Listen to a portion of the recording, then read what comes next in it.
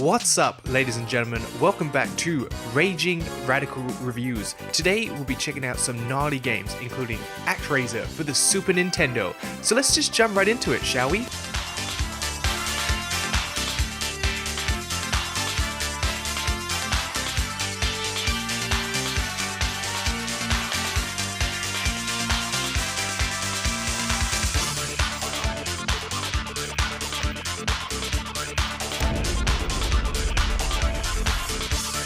This game is so rad. Much like the awesome SimCity title, in ActRaiser, you get to create a civilization, but this time, you're God. You fly around this growing village, shooting demons as you help humans expand their town, using your godly ways of water, lightning, and sun to carve the earth in hope you can defeat Satan once and for all. However, ActRaiser isn't just some SimCity clone, there is also another game inside of it. A 2D action platformer, where you take down demons and platform all to the incredible music by the legendary Yuzo Koshiro. Overall, a really good game and worth picking up for your Super Nintendo. I give this game 4 stars out of 5. Dude. And that's a wrap, everyone. Floor manager, what you think? Yeah, well done, Scott, but studio thinks we should let you go, so if you could leave, that'd be great. Bye. It looks like my chance has come.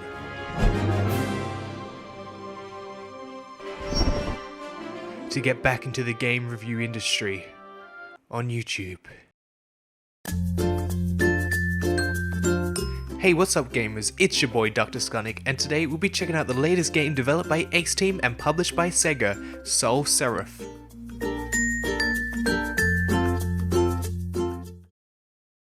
The Chilean-based development team seems to be on a quest to seemingly combine genres with every release of theirs.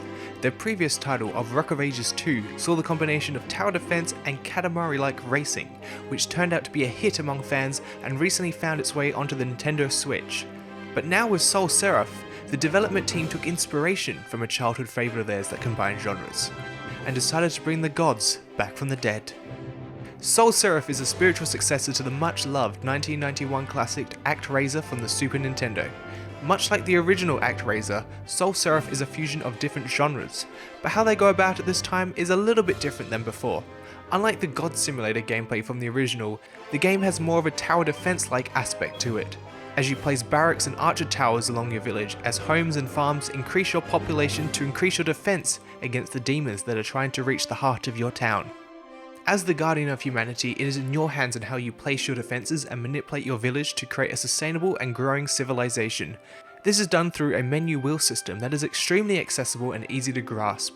You can also use your godly powers to strike lightning on enemies that may have gotten past your defenses, or rain to help crops grow and flourish.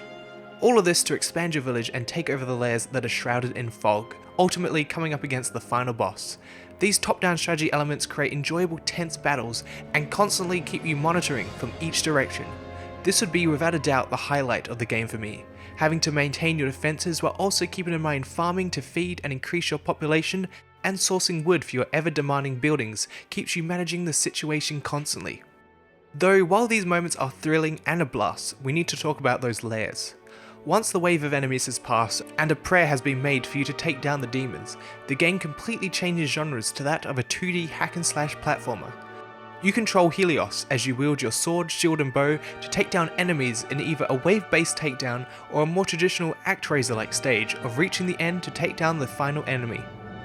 While these moments could be a lot of fun, the platforming, attacking and animations of both Helios and the enemies are extremely stiff and awkward, often resulting in missed jumps, deaths, or loss of health. Once all the layers have been taken down, however, you will face the final boss of each region, which have way more interesting designs than the rather bland regular goblins. As you defeat these bosses, you'll be given new powers such as the heal, water rising abilities and ice shards that help expand the combat slightly, but not enough to save it in my eyes. Unfortunately, this makes for a slightly disappointing experience, in which I rushed through these segments to get back to the best part of the game. Though some say they might be trying to replicate the SNES style of gameplay, these moments need more modernizing, with smoother, more fleshed out movement options. Performance on Nintendo Switch is a mixed bag. It seems a dynamic resolution is in play, in which some side-scrolling levels seem acceptable with some nice art design and colours used, while others just sort of look like a blurry mess.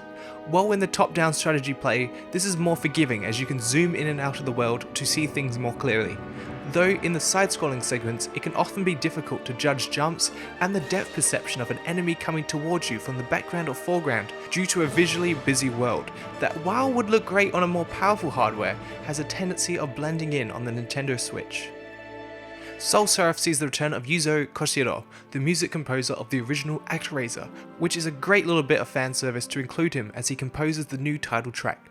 The rest of the soundtrack was produced by the in-house music team at Ace and does a perfectly fine job in invoking the themes of each area and gameplay.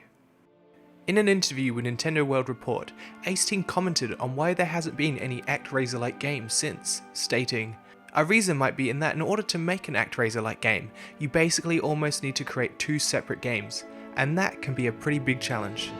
And while they did create a great tower defense God Simulator game, a 2D platformer they unfortunately did not.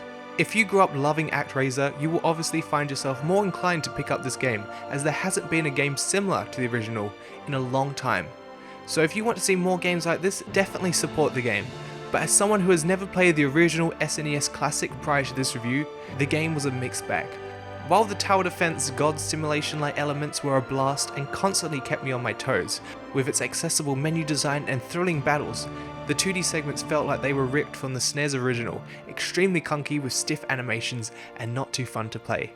I'd personally recommend waiting for this game to go on sale if you're interested in checking it out, or picking it up on a more powerful system which offers a more smoother frame rate experience with higher resolutions to properly appreciate the art design in play.